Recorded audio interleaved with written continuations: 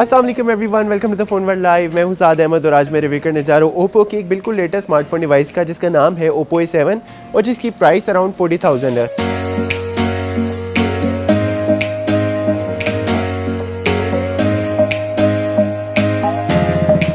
तो सबसे पहले डिज़ाइन अगर देखें तो इसकी बैक की टॉप पर आप देख सकते हैं आपको दो कैमरास मिल रहे हैं, जिनमें से एक लेंस 13 मेगापिक्सल का और दूसरा 2 मेगापिक्सल का जो कि पोर्ट्रेट लेंस है।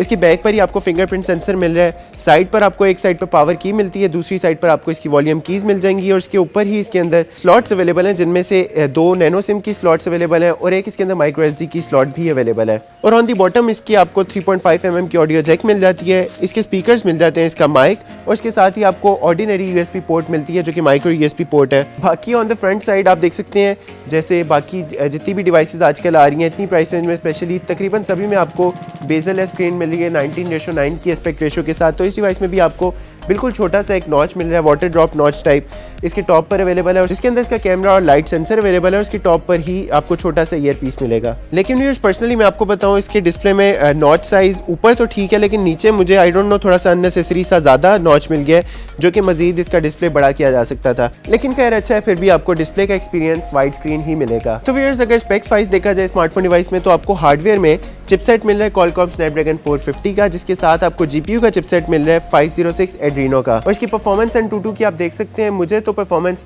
बहुत ज़्यादा अच्छी नहीं लगी, लेकिन हाँ एवरेज है जो कि तकरीबन आपको इस प्राइस रेंज में बाकी स्मार्टफोन में भी मिल जाती है। ग्राफिक्स की परफॉर्मेंस वही आपको स्मार्टफोन में भी मिल रही है, मतलब आप इसके अंदर PUBG वगैरह इजीली खेल सकते हैं। नॉर्मल ग्राफिक्स पर तो बहुत स्मूथली खेल सकते हैं, लेकिन अबव अल्ट्रा ग्राफिक्स पर जब आप स्विच करेंगे तो थोड़ा बहुत लगेगा आपको देगी। बाकी स्टोरेज में आपको 64 GB की रोम मिल रही है अलॉन्ग विद 4 GB की रैम।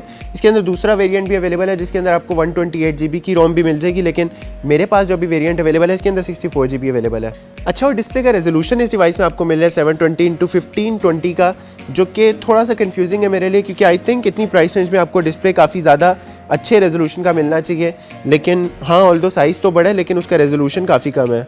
और इसी तरह आपको डेंसिटी भी डॉट्स पर इंच 320 के मिल रहे हैं, जबकि पिक्सल्स पर इंच आपको 270 के मिल रहे हैं, जो कि अगेन थोड़ा सा कम है। और फिर अगर डिस्प्ले के कलर्स की बात की जाए तो हाँ नो डाउट कलर्स इसके अंदर काफ़ी मज़े के आपको मिल जाएंगे। इवन दो लाइट के अंदर भी सनलाइट में भी आप इजीली व्यूएबल है इसका डिस्प्ले, लेकिन वही बात है कि रेजोल्यूशन थोड़ा सा कम है, आई डोंट नो व्हाई। लेकिन हाँ व्यूअर्स एक बहुत मज़े की बात कि आपको बैटरी काफ़ी अच्छी मिल रही है, यानी कि 4200 mAh की, जिसकी वजह से आपको काफ़ी ज़्यादा अच्छा बैकअप टाइम मिल जाएगा। और हाँ अगेन सेंसर्स भी आपको इस डिवाइस में तकरीबन सारे मिल रहे हैं, इंक्लूडिंग जायरोस्कोप का सेंसर भी आपको मिल जाएगा। और हाँ अनलॉकिंग के लिए फेस अनलॉक, फिंगरप्रिंट और पैटर्न वगैरह आपके पास सारी ऑप्शन अवेलेबल है। और on the other hand front side पर आपको मिल रहा है 16 मेगापिक्सल का फ्रंट कैमरा, और ऑनेस्टली मुझे इसके बैक कैमरे से ज़्यादा अच्छी परफॉर्मेंस इसके फ्रंट कैमरा ही की लगी है।